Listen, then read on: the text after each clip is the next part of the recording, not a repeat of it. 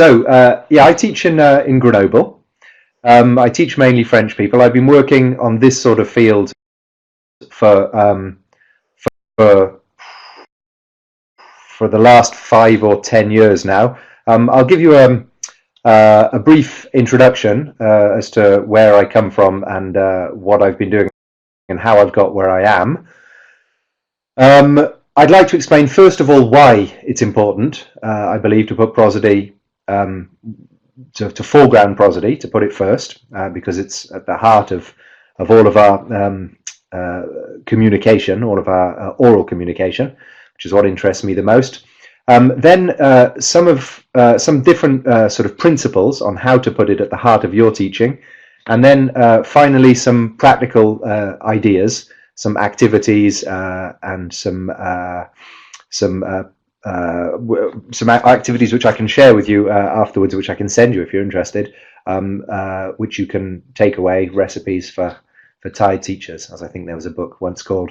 So very briefly, I did, as you heard from Louisa, a BSc. I did a CELTA years ago, a master's in applied acoustic phonetics, really. And then my PhD is all about teaching English comprehension and production through working on pronunciation with non-specialists and using a lot of technology. I'm not going to be doing that much on technology today. That's not really what this one's about. I've been teaching and researching in France for about 20 years now in lots of different contexts, primary, secondary and tertiary sectors. Clearly, there's a lot of, pronunciation teaching has become fashionable again, which is nice. It's become fashionable for reasons of intelligibility, which is nice, not just get it right because you have to get it right.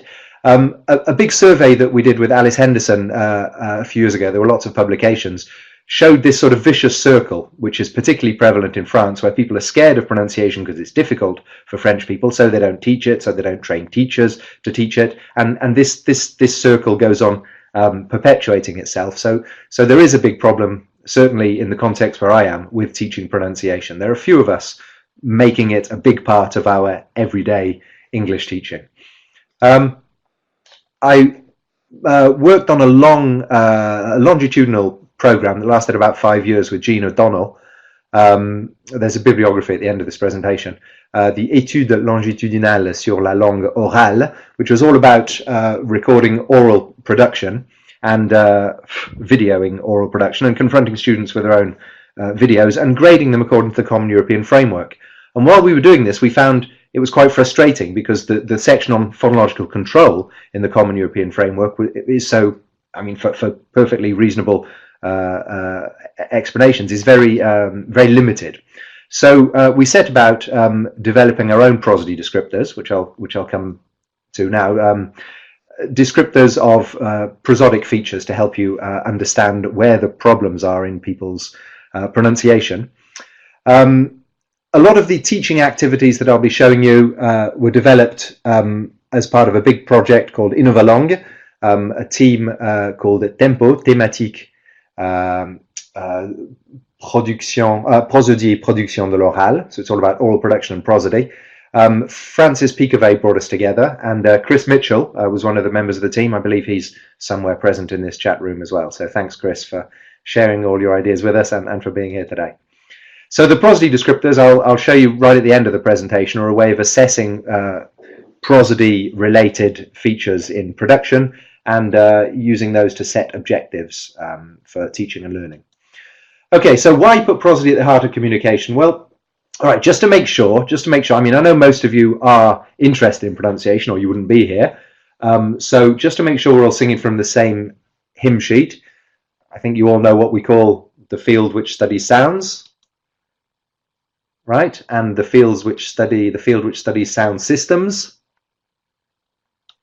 Okay, so I'm interested in both of these, phonetics and phonology. In fact, a lot of what I do is really just about phonetics, that the meaning is sort of secondary. It really is about getting the phonetic problems nailed before even looking at the meaning. So when we look at phonemes and syllables, this is segmental features. I'm a little bit interested in that, but not so interested in that today. What I'm interested in is going beyond segments. So, voice quality, pauses, pauses in particular are important. So suprasegmental features, but what really interests me, of course, is part of suprasegmental phonetics, and that is intonation and stress, which is, of course, what the title of my talk today is. And in English, what interests me particularly in prosody is lexical stress, which is sort of present in a few of the languages that you're teaching, not so much French, but clearly Spanish and the varieties of Spanish, Russian, what were the other languages, Italian. There's a very strong stress, but there's also in English this concept of focus, where we contrastive stress exists in all languages, but focus particularly important in English because it's so linked to intonation, and sort of the two are often taught together. So a little bit of background, historical background, if you like, when you're ready.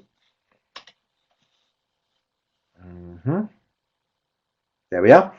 So Charles Darwin, along with many other people, even today, believe that language set us apart from animals, and that language is this human language, anyways, this arbitrary set of arbitrary signs which represent information, and that humans are the only creatures on the planet to have these arbitrary signs which represent. Of course, we know that there are other things out there, such as the bee and his waggle dance, that also have these arbitrary signs. So I don't believe arbitrary signs are just the premise of human language, and I don't believe that human language is all about arbitrary signs either. A question that I often ask myself is, what was the first word that human beings ever uttered? And I think it was probably something like so you can see that there's a facial expression, there's gesture. I don't know if you can see gesture, facial expression, increased articulatory effort that accompanies the noise, and some new and important information, what the anthropologists call the three Fs, presumably fight, feed, or whatever the other one could possibly be. And this was hundreds of thousands of years ago, and over especially the last 60,000-80,000 years, we know now that man left Africa. For whatever reason, humans left Africa, and as they were walking, as they were carrying their babies, anybody who's nursed a child knows that there's a rhythm that babies are happy to be nursed at. And while we were walking, while we were fleeing danger, while we were moving north, gradually, as we were crooning to our babies, as we were communicating with each other, our language increasingly followed the rhythms of our body. So we need to breathe, so that's going to split up our language into units. We need to, our hearts are beating, and we're walking, and our hearts are beating and we're walking at about the same sort of speed, about 75 beats a minute. And the breathing, so gradually, the further north we go, the more we see that languages are following this rhythm, especially when you come up then to Scandinavia and the Germanic languages. We see that this rhythm, 70-75 beats a minute, becomes increasingly important. And in all languages, of course, we breathe at the same rate, and we have these larger prosodic units that follow the pauses. We mark it with punctuation, commas, full stops, that sort of thing. So English in particular, being a language from the very north, is particularly well suited to the rhythms of our body. It's very natural, a very natural language rhythmically. I think it's important to realize just how early languages are learned as well, and not just languages, but the rhythm of the language. Of course, when the baby's in the womb acts as a low pass filter and lets through just the lower frequencies, not the all of that, but just the. So we know from experiments with newborn babies that sort of 2-day-old babies, not only can they recognize their own mother tongue, but also they're capable of segmenting words and non-words in their native tongue. They react, their brain lights up, they suck more, their temperature changes, their pulse rate changes when they hear their own language, and when they hear legitimate syllable breaks in their own language. There's a lovely article that I mention in my bibliography by Dupuis and a bunch of others. Do infants perceive word boundaries? Yes, they do, clearly. You've probably all seen this video as well. This is one of my favorite little videos. This is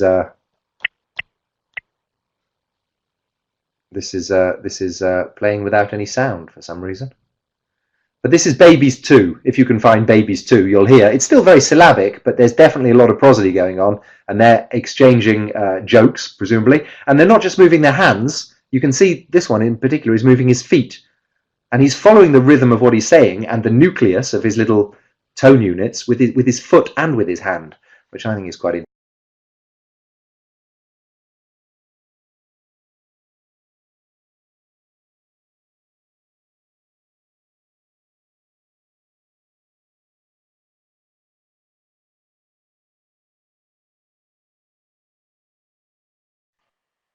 Dan, I think we've lost you. We can't hear you anymore.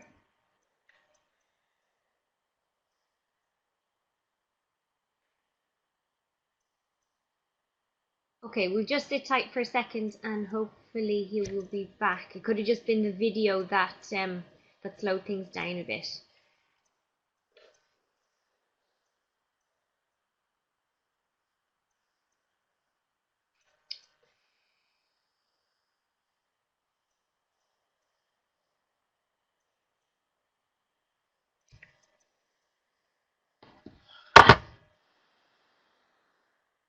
Hi Dan. Dan, if you can hear me, could you just I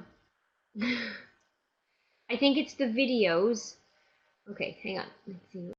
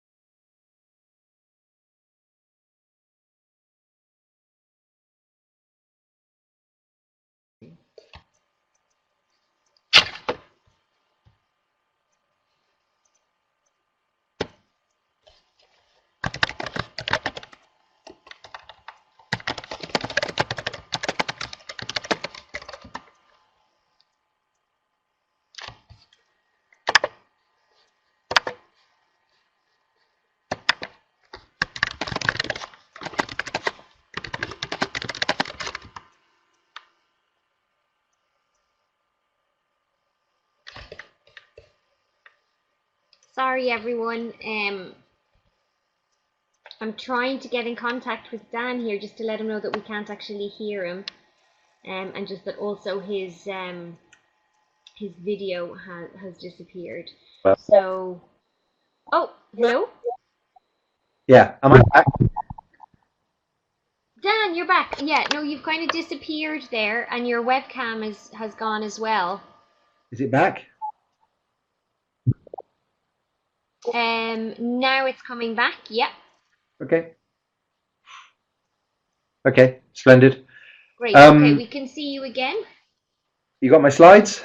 I think it's the videos Dan that are slowing down the connection or something.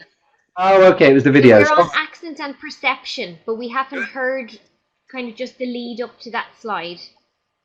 Okay. Okay, well I'll not show any more videos then. I've learned my lesson. So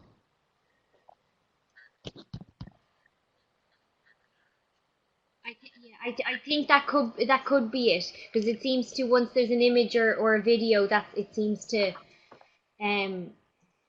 slow things down.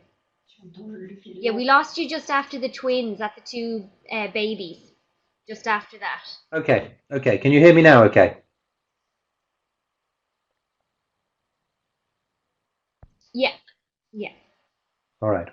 So yeah, so accent and the way just this is sort of an aside.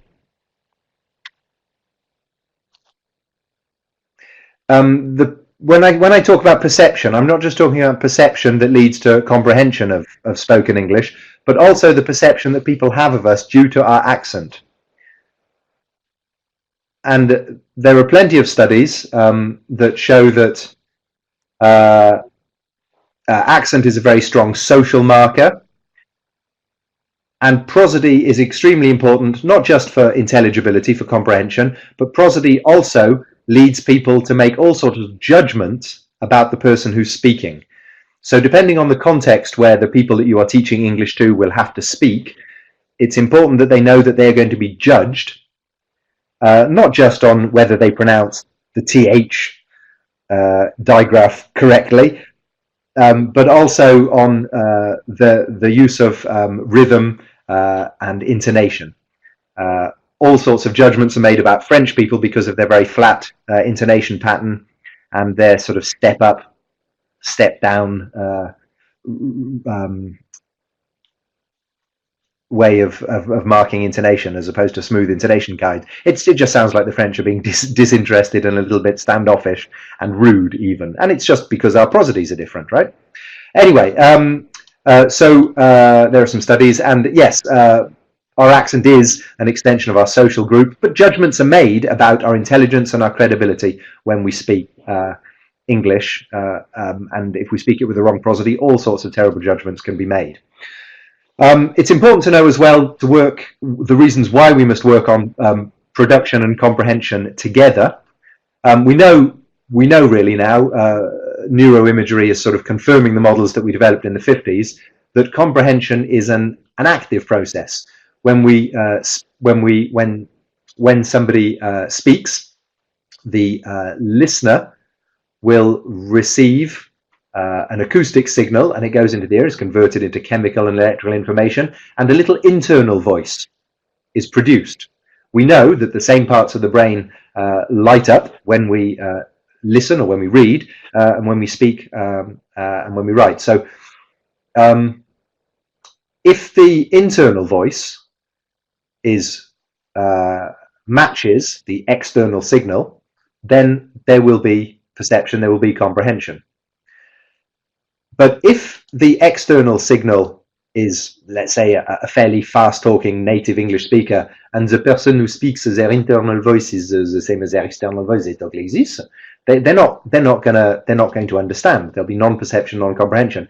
So what we're working on, what we have to work on, is not so much changing the person's, our students' accents forever, accent modification, if you like, but accent addition. They must be able to produce short segments of speech as near as possible to a native model, not all the time, just little bits, little chunks, so that when they hear those chunks, it'll be easier for them to establish this matching procedure and understand what's going on. So accent addition, not accent modification. Right, a very contested but a very important thing to know about is isochrony. I'm sure you all know about this, so I'll go over it very quickly. Pike in 1945 talked about it. It's been contested in the literature. The whole concept of isochrony is, of course, if you look at real speech, quite easy to contest, but it's important, I think, for teaching. Because, of course, the problem is we do not speak like this. Do you want a cup of tea?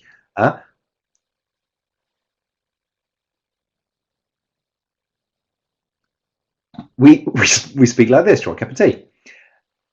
So there's very much a rhythm in there. We speak this, cup, tea. So we can hear the key words, but the stuff in between is not at all what the students are expecting us to say when we speak at a normal speed. It's full of reductions, deletions, assimilations, and this is where the problems are. It's not so much the rhythm and the accent as the consequences of having to respect the rhythm and the accent. So just to recap then, prosody is the first and last thing we learn in our first language. It's physical, it's iconic, it's universal. It's important for comprehension because comprehension is active. It enables us to segment spoken language at real speed, which enables us to perceive the different chunks, which will enable us to access the meaning of these chunks. It's important for production for intelligibility reasons, for credibility as well.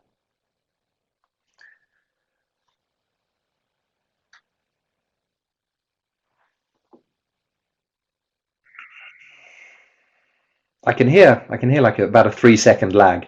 I hope this is all going okay for you and that you can follow what I'm saying. The sound is good, the picture is good. So how can we put prosody at the heart of our teaching? I'm not saying that L1 and L2, acquiring your mother tongue, learning a second language, are the same thing. Just that prosody is so important that it should be foregrounded. Pronunciation teaching is neglected. Teaching prosody is even more neglected.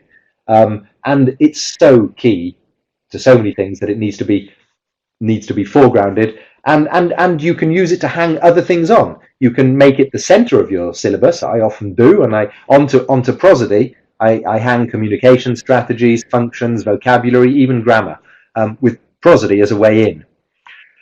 So a few principles then. It's important to tool up. You need a certain amount of tools before you're going to go about teaching with prosody. So we've seen some of the theory. So it's important to start with an analysis of your students' needs. I'm going to come again in a moment to what I mean by analysis. It's important to have a bunch of activities, some of which you can pinch from other people. I certainly have done. Some of which you can pinch from me, some of which you can develop yourself. It's important to have your strategies, but also to encourage students to develop their own strategies. You're going to constantly need to help them to understand and to listen to themselves critically, to notice the good and the bad things about the way they pronounce. I'm a big fan of getting students to record themselves, especially video, and look at the recordings of themselves. And then when they repeat and when they speak with you, it'll be done in a more intelligent way, and they'll know what they're listening for and what they're trying to work on exactly. And of course, remember, anything you do is better than nothing, which is unfortunately far too often the case in language classrooms. At the same time, you're working on people's voices. The voice is the expression of their identity. You're working on their articulators, which, you know, frankly, are erogenous zones more often than not. For some of the younger learners in particular that we're teaching, they're very uncomfortable. In fact, some of the older ones as well, very uncomfortable sometimes about talking about lips and tongues in front of all of their friends with the teacher. That makes people very uncomfortable. So, I mean, we've all got different teaching styles. You can go about it however you like. I find that making a total arse of yourself is usually a good way to break the ice, and encouraging students to fool about and be silly as well. It's supposed to be fun, right? And I think teaching pronunciation can be a lot of fun. So my particular context, working with French, I find it very... Okay, with disabling my camera. Yeah, I can disable my camera for the moment. Dan, could I... Try that. Okay, you got the message, yeah. Thanks. Okay, I'll disable my camera. Let's just see if that works. Does that improve things for you?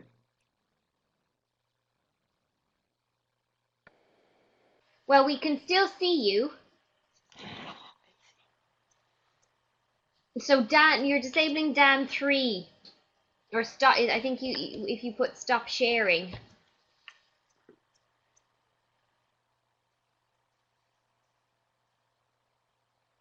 Okay, I can see your chat because I've got two computers in front of me, so I can see your chat on a second computer.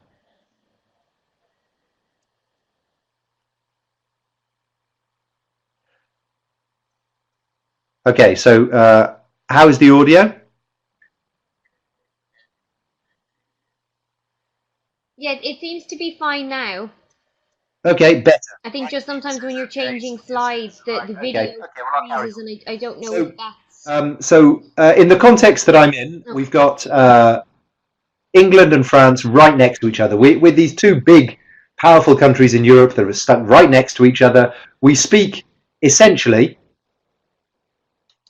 the same language. You know, a third of our vocabulary comes from Latin, a third of it comes from, you know, William the Conqueror and his mates 1,000 years ago.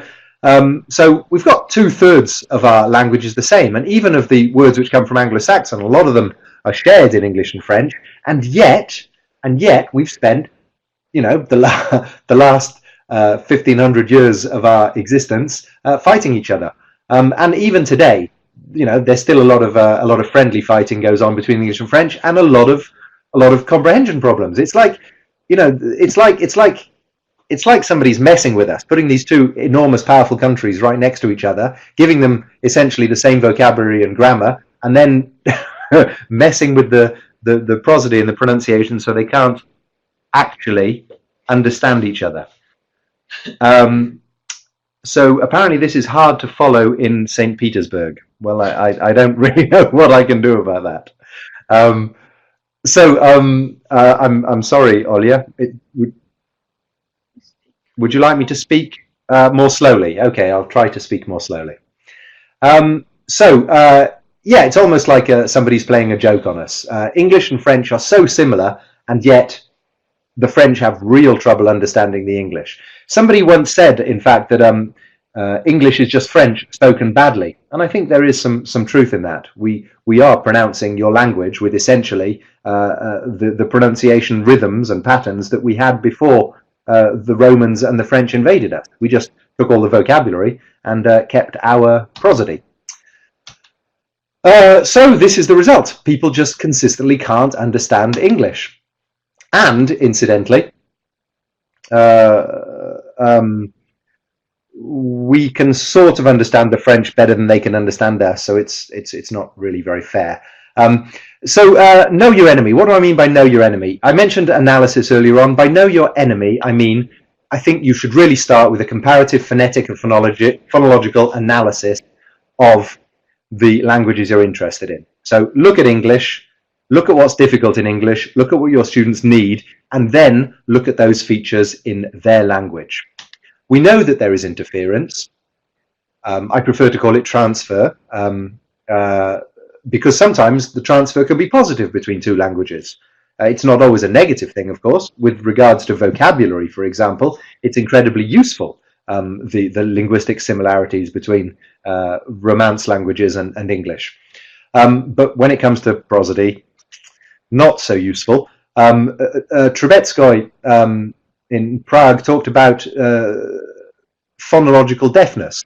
The language that we listen to is passed through a filter of our own language, is the way he put it, and the way it was put in regard to what I'm particularly interested in, stress by Dupuis and Pepperkamp and those colleagues, with working with English and French and German and Italian, is that if stress is something which is not marked in your own language, you're not actually capable, even sometimes, our learners are not capable of actually hearing where the stress is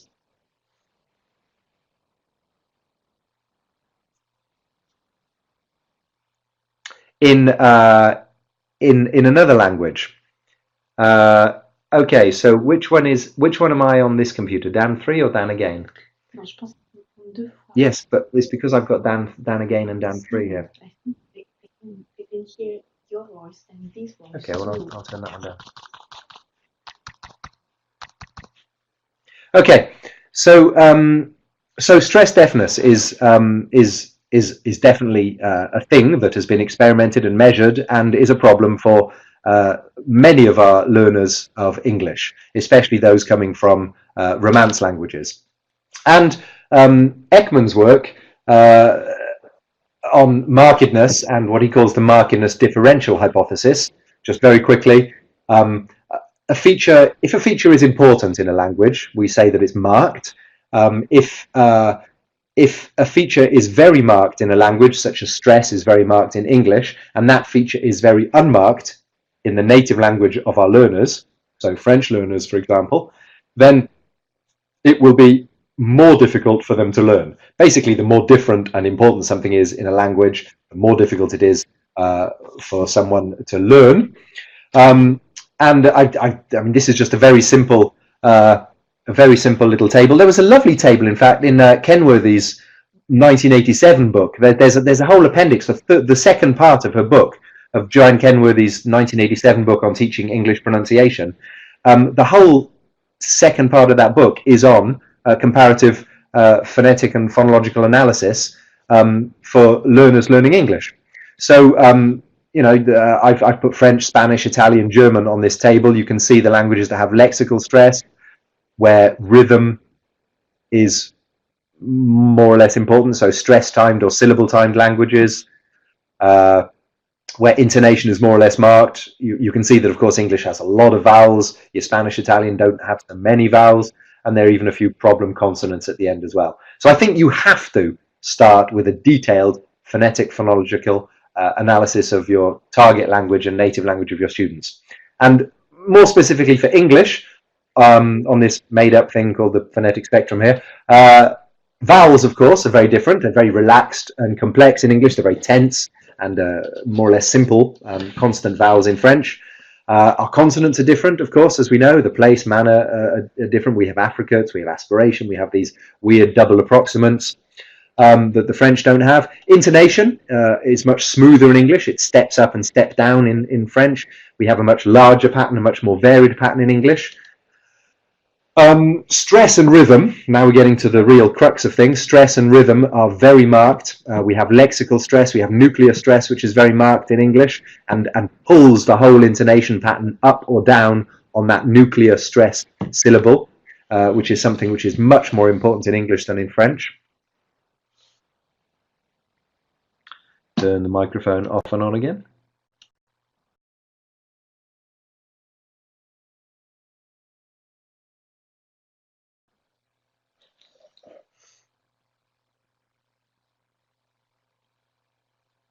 Pascal is typing, and lots of people, multiple attendees are typing.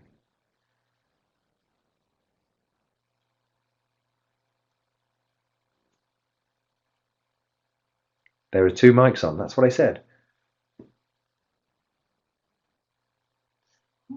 Well, I don't know which one this one is. Is this damn 3?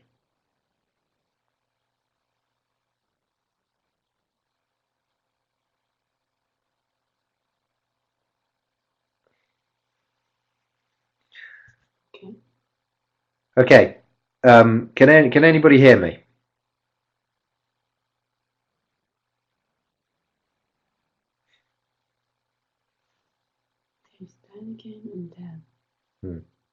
Yes, okay, cool, right, I'll carry on then. So, the consequence of this very marked lexical and nuclear stress in English is that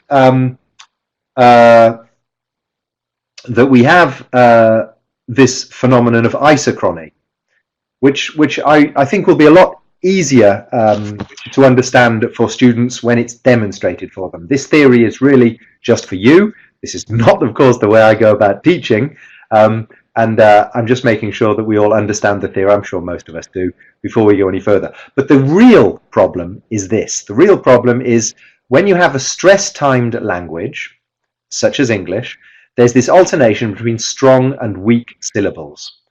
And it's the weak syllables that are the problem.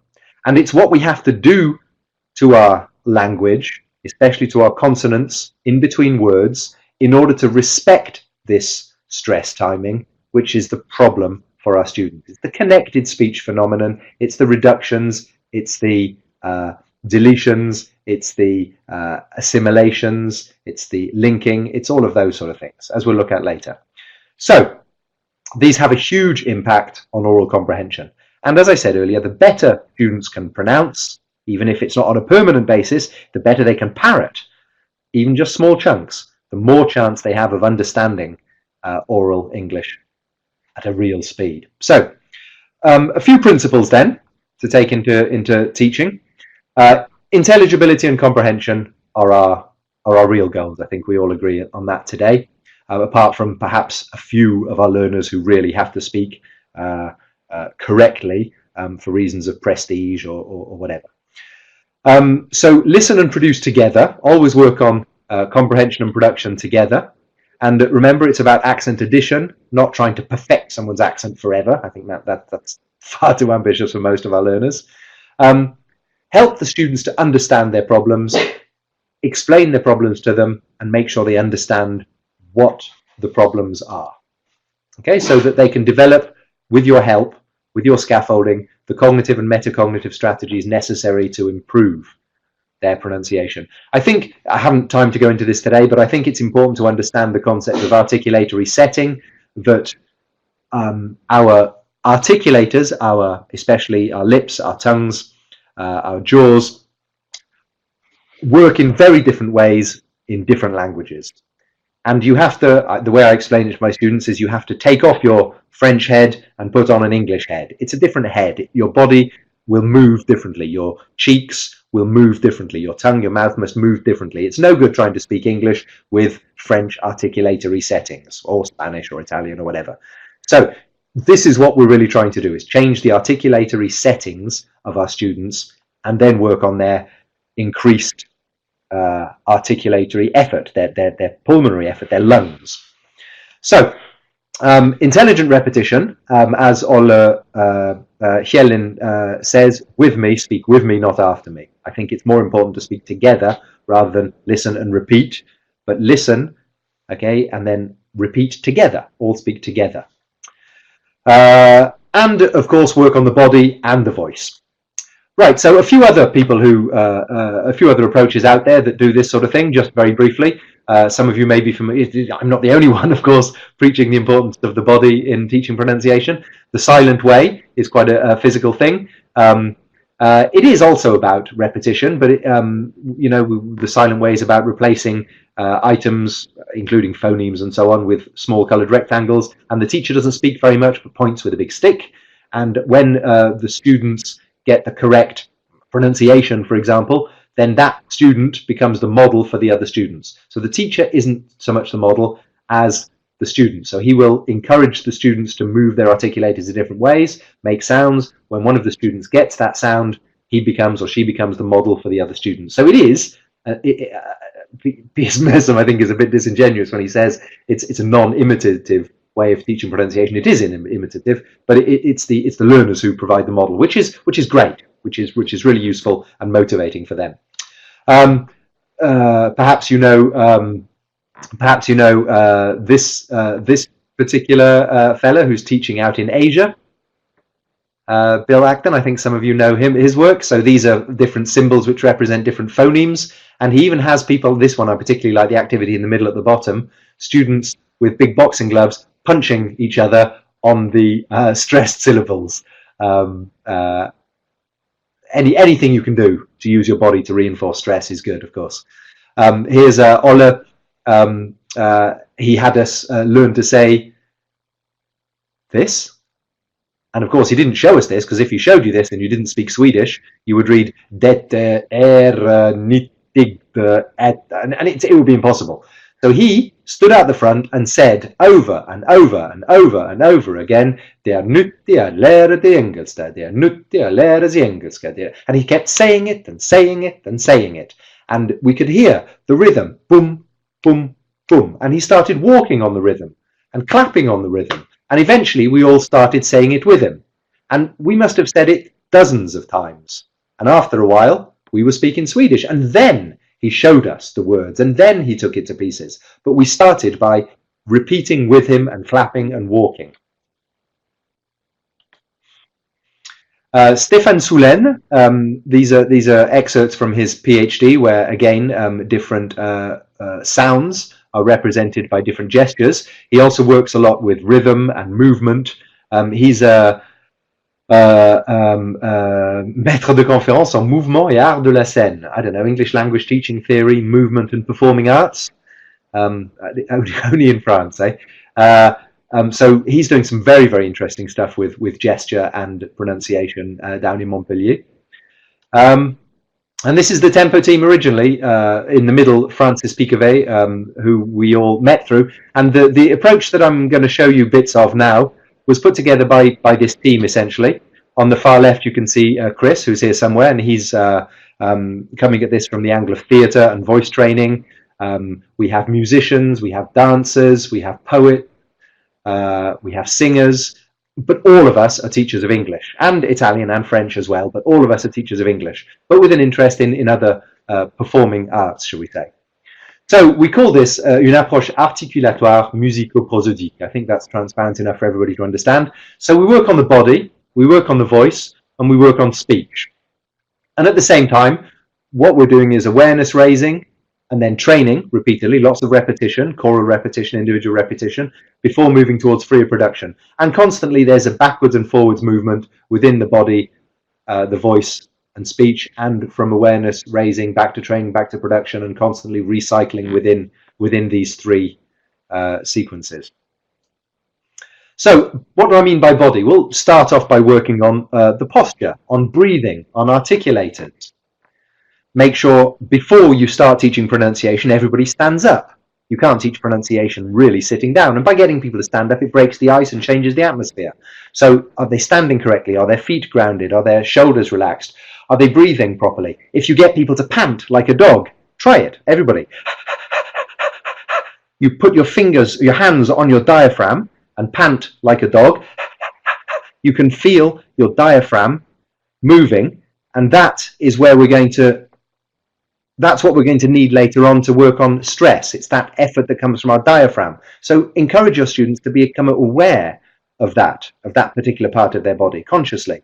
And the same for the articulators. Get them to play with tongues and lips and mess about and make silly faces, whatever it takes to get them to understand where their tongue and lips are while they're speaking. And use mirrors. I always have a mirror in my handbag, I was going to say, in my pocket, in my what is it called, rucksack, and I show students what their faces look like in a mirror when they're rounding, when they're spreading, when they're opening, when their tongue is front, back, whatever.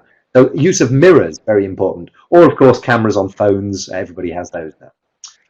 So then working on the voice, in particular prosody, stress, rhythm, and I'll do stuff on this in a moment. Repetition, as I explained, together rather than afterwards, and I'll show you some activities. And then speech, well, you all have your own speech activities. I'm a big fan, of course, of the framework and the action-oriented approach. So, time for some more concrete ideas, I think. Now, I mentioned posture and breathing. I mentioned panting. Giggling, I think, is something that Chris is particularly fond of as well.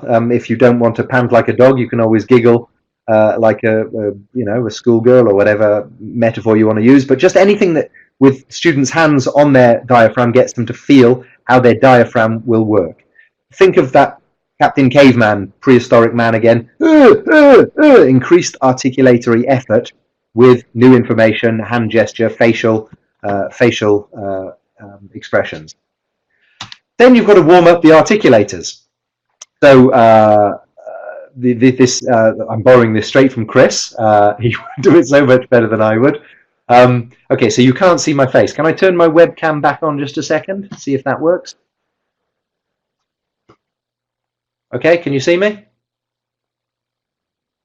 Type yes. Okay, so open the mouth as much as possible. Something that the French don't do very much when they speak is opening really, really far.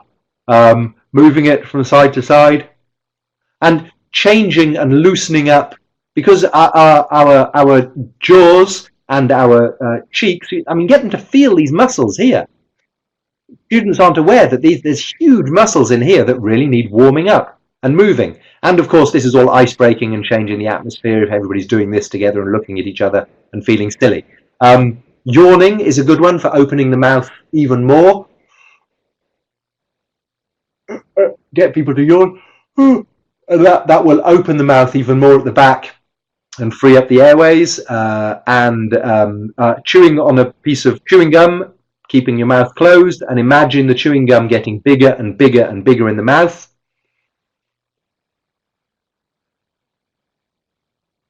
And this is very good for loosening up the articulators. And what we're doing here is essentially not just warming up and loosening, but what we're doing is changing the articulatory settings a bit from, well, as far as I'm concerned, from French, but from whatever language you're teaching, towards this English, where rounded vowels, there's a lot of projection of the lips, spread vowels, open vowels, a, e. These are positions which are not so natural with the French accent, and the tongue is very front, and the articulators are very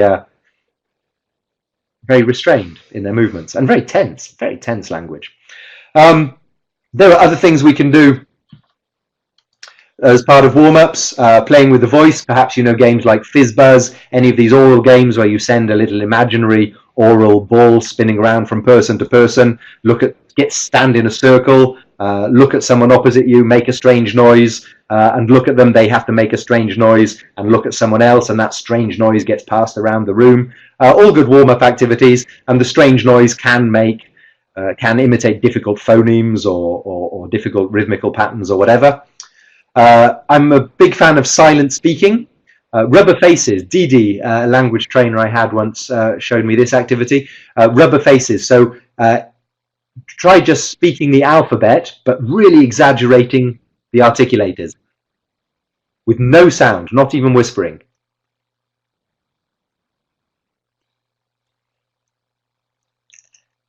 And once you've done that for a while, you can pair people up and get them to say vegetables to each other with exaggerated rubber faces in complete silence. So one of them will say, and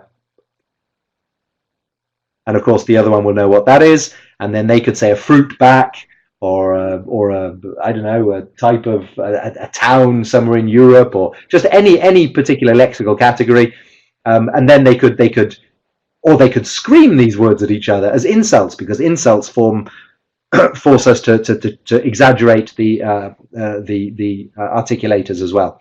So all types of warm-ups associate words with actions, invent little dialogues, and teach your students these dialogues, but with actions on the nuclear syllabus each time. So good morning, right? I'm nodding on morning. Can I help you? Can I help you? And each time there's a big movement on the nucleus. Can you tell me the way to the post office? Can you tell me the way to the post office? It doesn't matter what the gesture is. Just invent a gesture for each nucleus and teach the students to pair them up and teach them to do these short dialogues with strange invented gestures. It really doesn't matter what the gestures are, but when you're associating gesture and nuclear stress, it will start to have a sense for the students. Rhythmic syncing, get the students to walk around in circles, and after a while, if they walk around in circles in a classroom, magic thing happens, they all start walking in step. We just do it. We just do it. Anything like this to warm up and change the activity and start to raise awareness. I usually start with word stress. We've got about 10 minutes left, which is cool. I've got about 10 or 15 slides now of activities. So I start usually with word stress, and I want to show the acoustic cues of stress. So I'll elicit what are the acoustic cues of stress, what is different about the stress syllable. And the students will tell you, invariably, that it's longer, university, that it's louder, university. I'll turn off my webcam again. That it's higher, or that it might be lower, but there's some pitch change on that stress syllable. And that it's pronounced correctly. You can try and get your students to repeat and isolate university without getting louder and higher. University. You can do that, longer. Try getting louder without going longer or higher. University, university. Very, very difficult. It will always be longer and higher. And after a while, they will, by playing with these, they'll realize that they're all tied in. A stress syllable is always a little bit longer, a little bit louder, a little bit higher, and pronounced more clearly. And choose a target word. I choose this word. Choose any target word you like, and keep coming back to it as your stable reference. And then you can take the phonemes out. You can la la la. You can clap. You can hum. You can whisper. All of these are good. All of these techniques are good. You can use word stresses, different words from a list of patterns. Some people like to call them rules. You can use families of words: electric, electricity, electrician. You can see how the stress moves around. Lots of repetition, lots of clapping, lots of la la laing. Now, I'm afraid that if I start clicking on links, oh, let's have a go. I'll probably lose my audio. Can see you. No, they can't. Can they see me? Lovely. I thought I turned my webcam off. Yes, but Ah, there we are. There's something. Can you see that poem? Yes, you can. Good. So these are poems I use, very short poems from Spike Milligan. So I show the students the poem, and then we identify the stress syllables. There are holes in the sky where the rain gets in, ever so small, and then we can clap it. Holes, sky, rain, in, ev, small, rain, thin. oh, Okay, and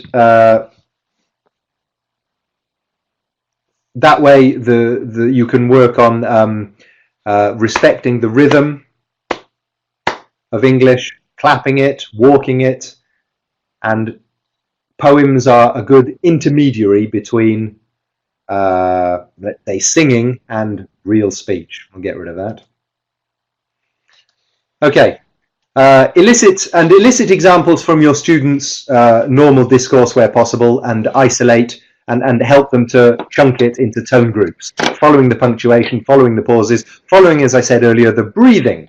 Lots of choral, lots of individual repetition, and student-to-student dictations I'm a big fan of, using individual words, using small tone groups, using contrastive stress, getting students to dictate things to each other, because that way they're listening and producing all the time.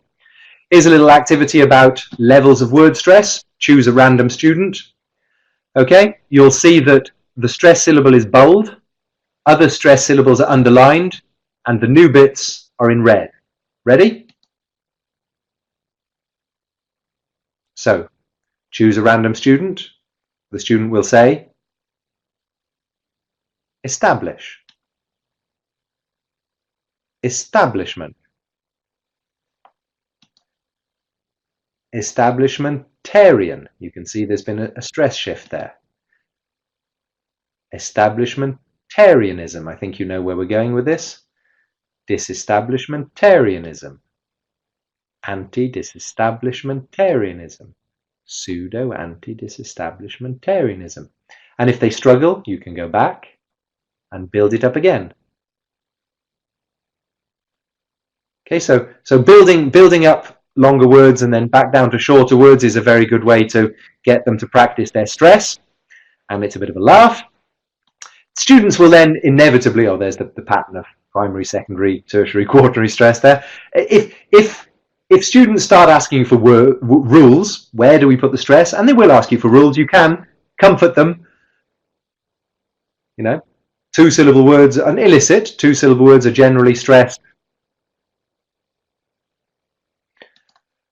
Prefixed words sometimes do this.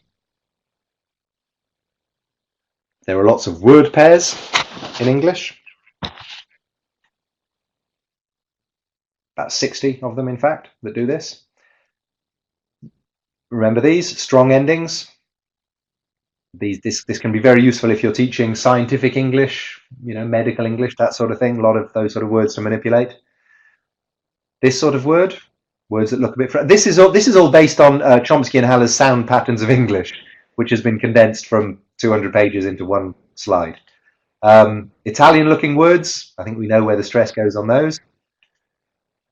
Compound nouns, and it reassures students a lot to see that there is some sort of logic and there are patterns. And then once students have seen these patterns, and it only takes a short while to show them, they can then start to build up examples. Always when they write down their vocabulary, you encourage them to underline the stress syllable, and they can build up examples. Here's a little activity which I particularly like. This is a metronome or a clapping activity to show isochrony. Okay, so I'm just going to do it with you. You can clap along and do it at home if you like. The rhythm is about 70 or 75 beats a minute.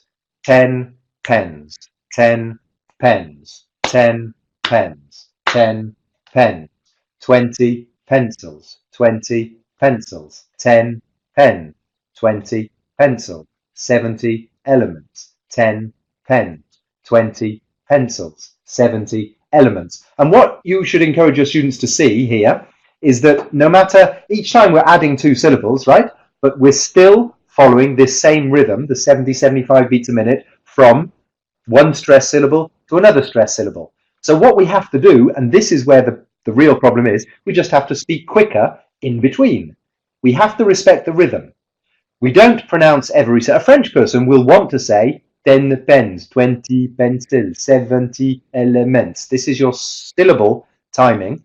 English, 10 pens, 20 pencils, 70 elements. Stress timed, the syllables in between just have to fit. From the top, 1, 2, 3, 10 pens, 20 pencils, 70 elements, 20,000 experiments, 70,000 universities, 10 pens, 20 pencils, 70 elements, 20,000 experiments, 70,000 universities. For some reason I jumped. That should be on experiments, not experiments. Of course, sorry, there's a little error there in my 8 syllables. But what happens around the sort of 4th and 5th word pair here is that you have to start making reductions and deletions in order for it to work. You'll stop saying 20 and start saying 20 or 70. And this is a way to show the students why we don't say 20, why we don't say 70, but we say 20 or 70. Why we don't say 1,000 universities, but 70,000 universities, 70,000 universities. The t and the d will disappear. They have to disappear because we have to respect the rhythm. And this is really what the crux of the problem is. In order to respect the rhythm in English, this sacred rhythm of 70, 75 beats per minute between stressed syllables, we sacrifice the phonemes in between. And this little exercise, if you just please put the stress on pair and not X in that 8-syllable word pair there, sorry about that. That's an excellent exercise. It really is a penny drop moment for students. Okay, a couple more tasks, and then I'm nearly done. A couple more tasks. Stress dating or matching. This is quite simply lots of little cards. Half of the students have a card with a word on. Half of the students have a card with a stress pattern on. All the students stand up and they walk around saying one word. All the A students will say electricity or video projector or episode or allergic, and all the B students will walk around going da da da da da or da da da da da or da da da or da da da, and eventually each student will find his or her partner. When they do, they bring you their cards. You see if they match. If they do, the students sit down, and eventually there are just 2 left on the floor. Okay, so word stress matching. Just to practice saying the stress with or without phonemes over and over again. I don't really have time to explain ladders or hearsay, but this is an excellent little activity.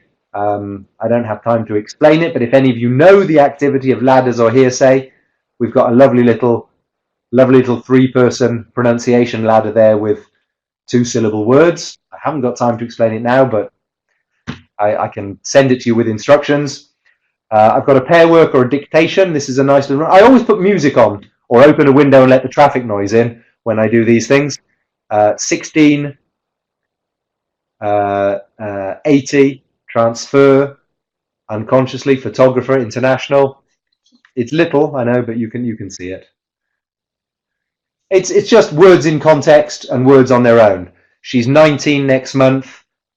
We need to export. We need 2 imports. Seriously, we stayed up for 14 nights. They're just little words where stress can change the meaning and cause comprehension problems. Little student-to-student dictation pair work there. Let's close that. Can we close that? Nope, we can not close that. I can Oh, okay, back again. So reductions. I like to work with people's names. So a list of names. So a list of names that all contain a schwa. That one's not going to come up, so never mind. Silent syllable dialogues. Seem to have a problem with my pop-ups. Never mind. I can send you all of these activities if you're interested. You just have to send me an email, and the activities come with instructions. Nursery rhymes are very useful because they have actions with the words. Incy Wincy Spider is very good. Grand Old Duke of York, get your students walking. Do it with grown-ups, not just with students. Intonation, I use a musical stave. Let's go to a party tonight. You can see the nuclear accent, the extra high tones. This is something which works very well for students for representing intonation. The range, the variety, the smooth contours, not the steps. The way our intonation patterns build around the nucleus. A little bit, a musical stave is a very good way to do that. And I always teach this with tone units. This is the time to bring in tone units and breathing. And the French often call them thought groups as well. No, the French call them breath groups. Judy, I know, calls them thought groups. I'd refer you to a little manual of Judy's called Teaching with the Prosody Pyramid. If you don't know it, Google Teaching with the Prosody Pyramid, and you can go into a lot more detail on this notion of the nuclear accent being the heart of the tone unit and how to go about teaching it. And then you can, of course, play with contrastive stress and put your joker wherever you want. Let's go to a party, let's go to a party, etc. Okay, and finally, something which I really enjoy doing is prosodic annotation. This is the King's Speech, a genuine copy of the King's Speech, King George, of course. And you can see that he's annotated the tone units, he's annotated the stressed syllables, and it's something I do regularly, annotating the stressed syllables, the unstressed syllables, intonation, what happens between the words, liaisons, deletions, etc. So no matter how you do it, you must annotate for prosody. You choose your own conventions. It doesn't matter what they are. If you want to teach phonemes, I'm not going to go into it now. I don't really have time. But if you want to teach phonemes, I think they need to understand the vowels in particular, because these are the ones that carry the stressed syllables. The unstressed syllable you've got to teach, of course, is schwa in particular. And if you want to, you can use the IPA. I do just for the vowels in particular and for a couple of the problem consonants. But they must understand why that fits in with their articulators. Again, bring it back to their own articulators. And if you want to do assessment, I think it can be very useful. I mentioned these projects earlier on, LO, and I mentioned the prosody descriptors. I won't explain them all now, but know that they exist. I'll show you them, and again, I can send you them if you're interested. I think that students should assess themselves for the reasons I've mentioned, noticing and so on. I think students should assess each other, and I think then you can also assess them. But I think it's important they learn to assess themselves critically. We never teach them for long enough, and that way they can go away and continue learning without you. Their awareness will be raised, they will notice what's good and bad about their pronunciation. And that will help them to set goals, which of course will help their motivation. So the prosody descriptors, which I presented at with my colleagues at these conferences, there are articles which explain them. There are 5 columns, one on stress, one on reduced syllables, one on unreduced vowels, one on connected speech, and one on intonation. I use them on a reading text. I use them with short monologues describing a TV ad. I use them with short interactions, talking about mobile phones or something. And there are 2 documents. There's one which shows the scales and descriptions of the scales, just like the Common European Framework scales, and a blank assessment sheet where you can write in comment on students' performance. There are a few recordings, which I'm not going to bother you with now. And this is what they look like. They're just like a grid of descriptors straight from the Common European Framework, except, unlike the Common European Framework, they are much more precise on rhythmic phenomenon, reduced syllables, stressed and unreduced vowels, etc. There's the blank sheet, which is to be filled in, the assessment sheet for students, where you can write in some information about them and their overall level. Now, by way of conclusion then, I think it's important to put prosody first. I think it's important to work on the body and the voice. I think it's important to remember this is about intelligibility, not making students speak perfectly all the time. It's important to work on perception and comprehension with production, always work together. And we're trying to add accents to the palette, the arsenal of accents that our students have, not just modify their accent forever. That's an unrealistic goal for most of them. Repeat and echo, but encourage students to understand what they're looking for and why they're doing it. Anything you do is better than nothing, and make it fun. Make it fun always. So there's some work in progress which I can send you. It's a 50-page booklet, which I hope will become a book one of these days. I can give you access to a Dropbox which has all the recordings that students can listen to and describe. There are recordings you can listen to help you understand how to use the descriptors. And then if you want to use any of the activities that I've shown you today and a whole lot more, they're all in this PDF, and there's a teacher questionnaire and a learner questionnaire as well. There's loads of references, and thank you very much. Sorry, I overran by 5 minutes. We'll put that down to technical problems. Thanks for your attention. Let's have a look at your questions or whatever now. Back over to you, Louise.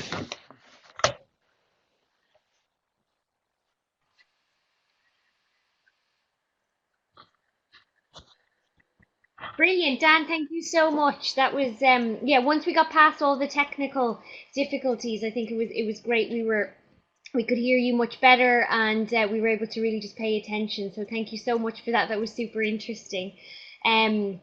I was thinking maybe we could share, I don't know if we could share that Dropbox link, for example, on the Facebook, on the PronSIG Facebook page or something like that.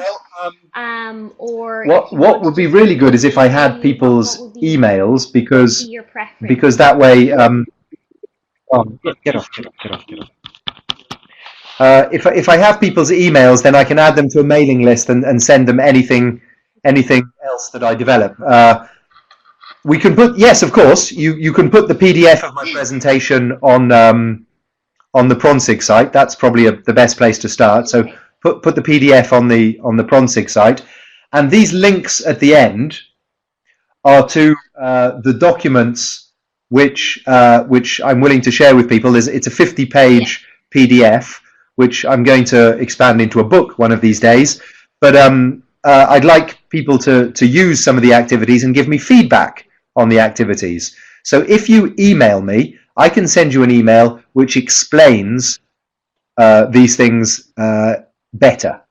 I've explained very briefly, in 1 hour. I mean, normally when I talk about this sort of thing, I used to do 12-hour workshop sessions, 4 3-hour workshops, and it's a lot to condense it into 1 hour. So if you send me emails, I'll send you an email back with all the links to the recordings, links to the questionnaires, links to the PDF, and a little explanation of how to use this stuff. So the best thing to do will be to send me an email to, I've put my work address at the bottom of all the slides. So if you go to the if you look at the PDF of the presentation, you'll have my email address. Send me an email and I'll send you the stuff. Mm-hmm. Yeah.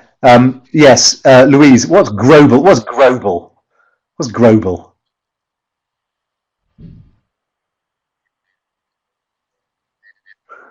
Brilliant. Okay. You've missed a syllable there. Are you reducing the unstressed syllables there in your typing, Louise? Oh, we've lost you again.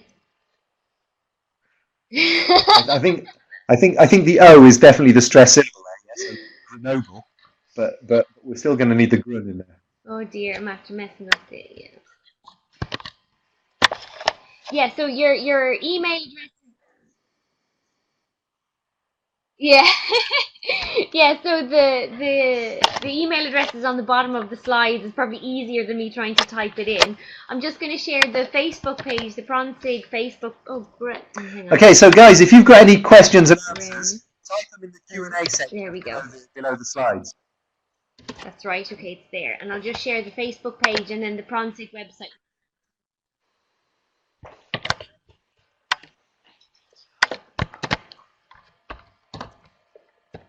What still? For that, you hear.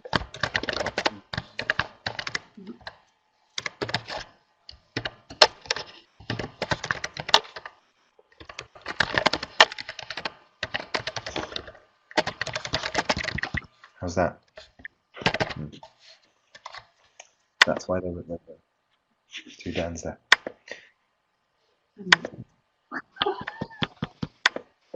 Who knows?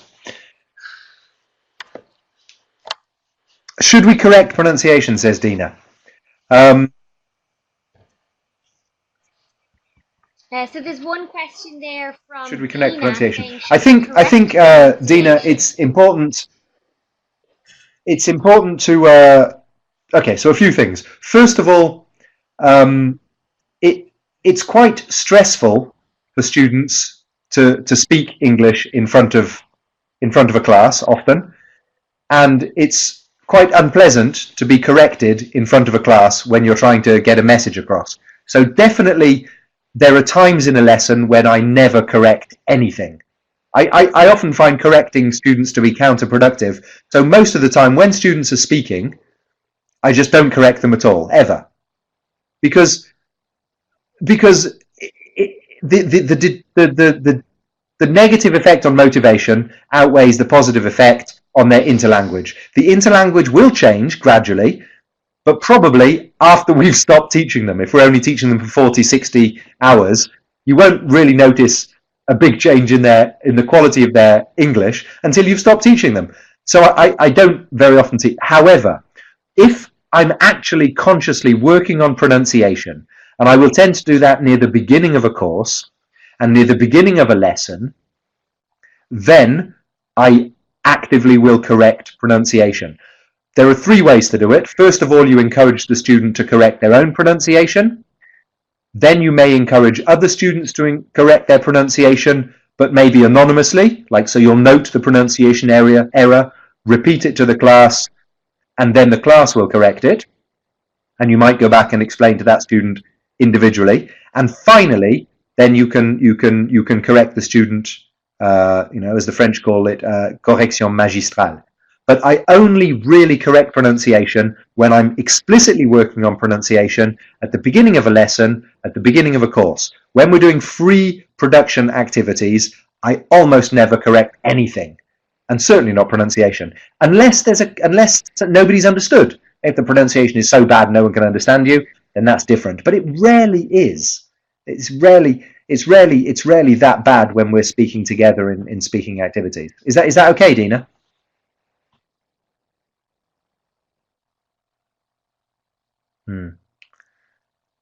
Okay, Leonardo wanted to ask something. Can Leonardo just ask one question, because he was very helpful at the beginning.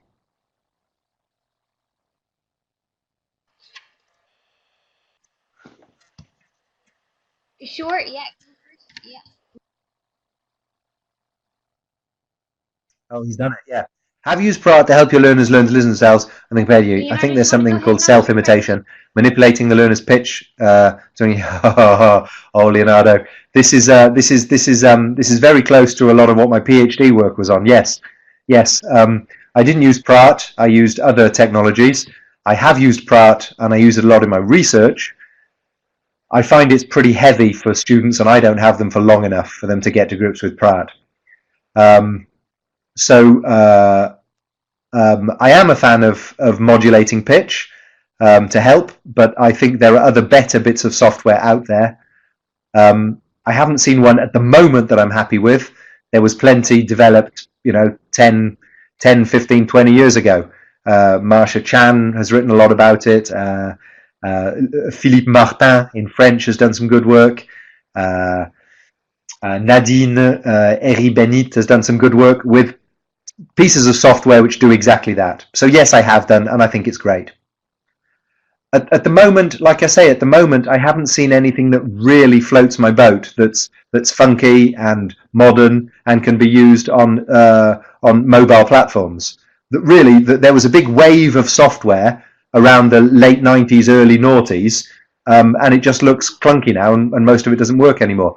Yeah, RT pitch, WinPitch was one I used. Is RT pitch and Am pitch, have they come out of WinPitch? Do you know, Beta?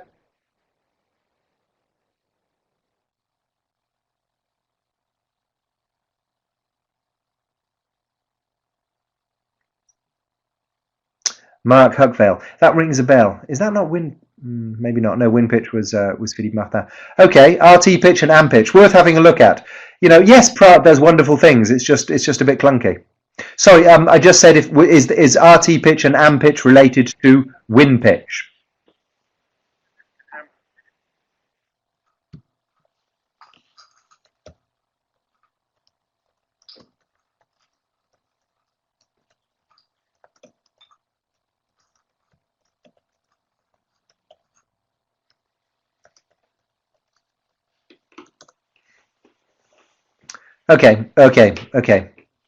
Okay.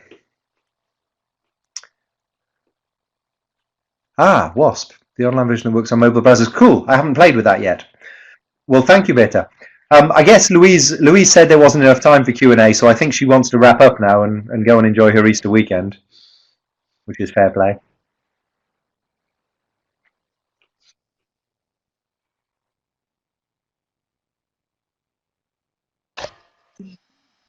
Yeah, so I suppose maybe if anyone has any other questions, Dan, can they email you or anything? Would you be open to that? Or yeah, definitely. Please do. contact you Please send me please send me your emails if you're interested in having my PDF, and of course the presentation will be up on the PronSIG site. And thank you so much all for coming on a Saturday.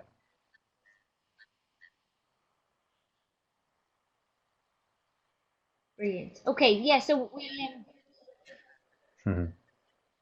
brilliant. Thanks a million, Dan.